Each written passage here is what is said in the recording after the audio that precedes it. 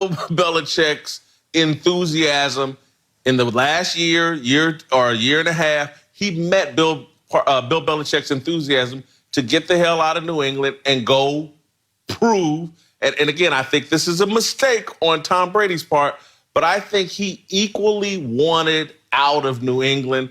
That's why he didn't make some great effort. If he had gone to Robert Kraft's house and said, hey, man, we got 20 years. Let's do 22. Let's make it happen by any means necessary. This relationship would have continued. But instead, I think Tom Brady was like, man, I'm just like Belichick. I'm over this. I'm done with it. The kids are grown. Gronk's moved out of the house to college.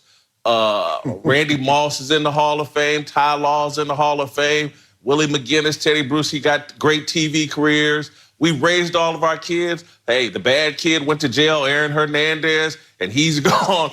I think just like a lot of married couples, this was an empty nest household, and they looked at each other and said, you know what? I'm going to go get me a pretty young thing or something new. I'm over this. I think Tom Brady, just as much as Belichick, I agree with you, he wasn't first, but he's right there with Belichick in like, let me do something else.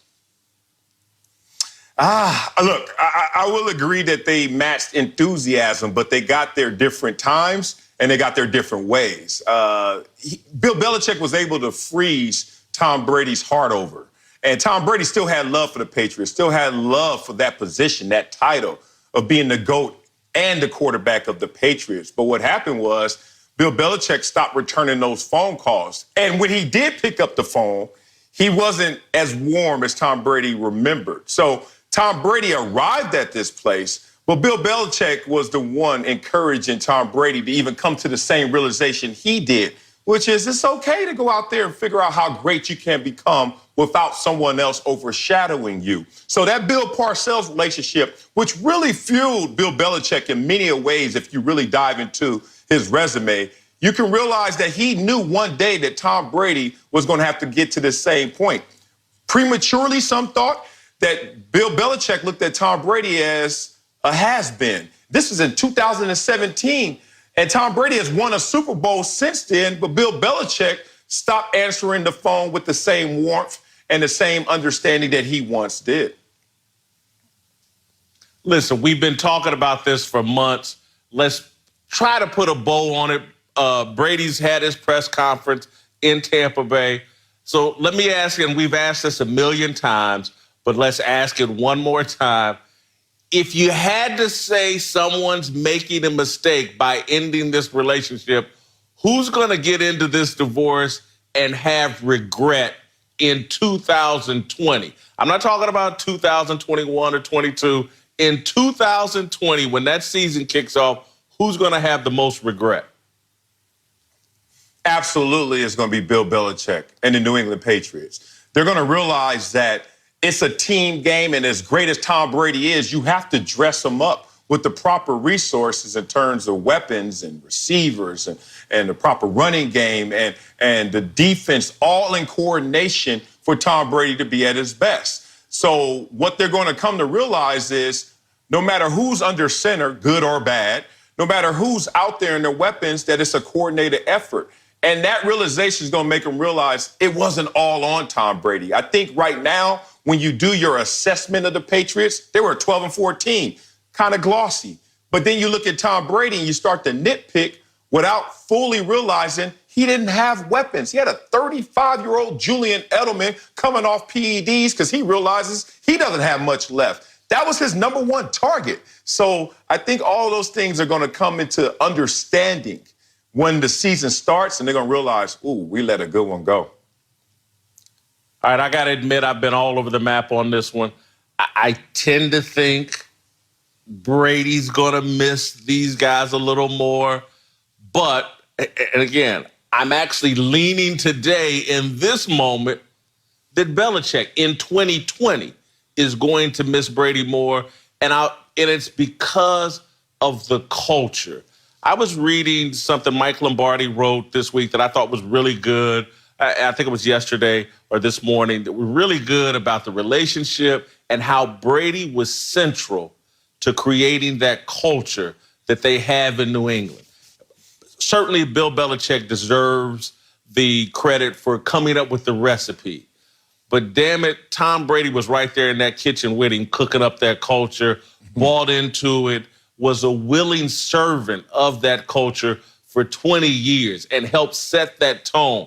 I think Brady's value in terms of going to special teams meetings, allowing Belichick to coach him like he was a special teams player.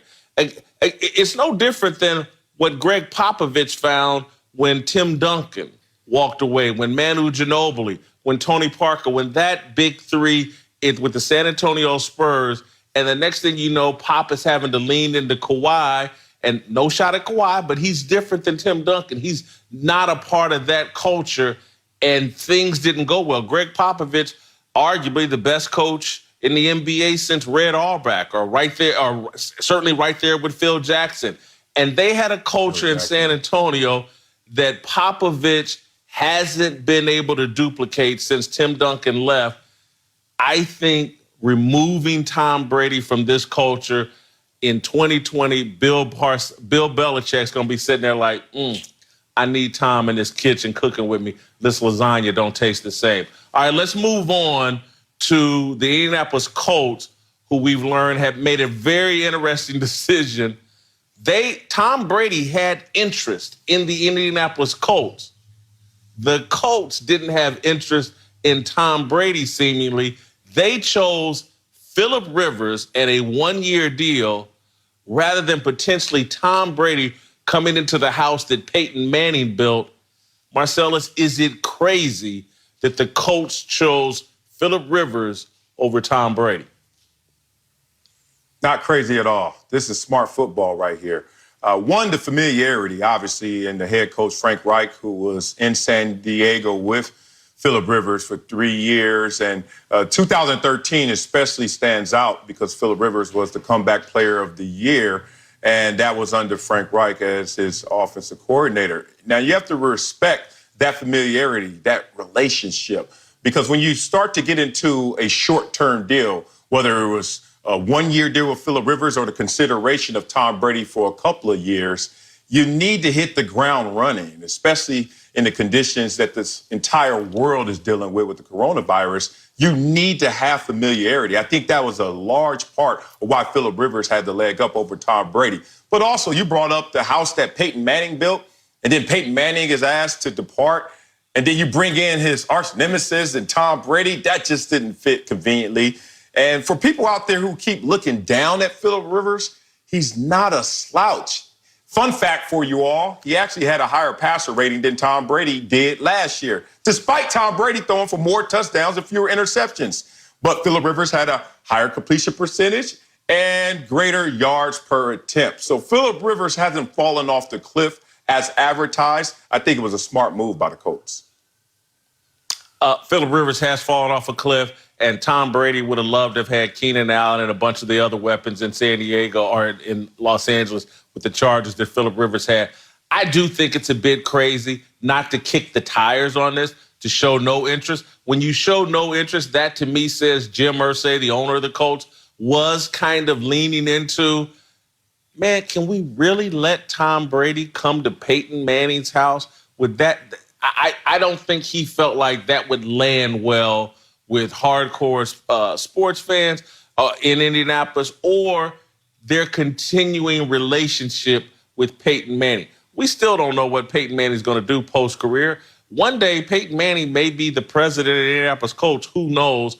And maybe Jim Irsay, the owner of the Colts, didn't want to take that risk of bringing Tom Brady into his arch rival's stadium, uniform, jersey, the whole 9 yards.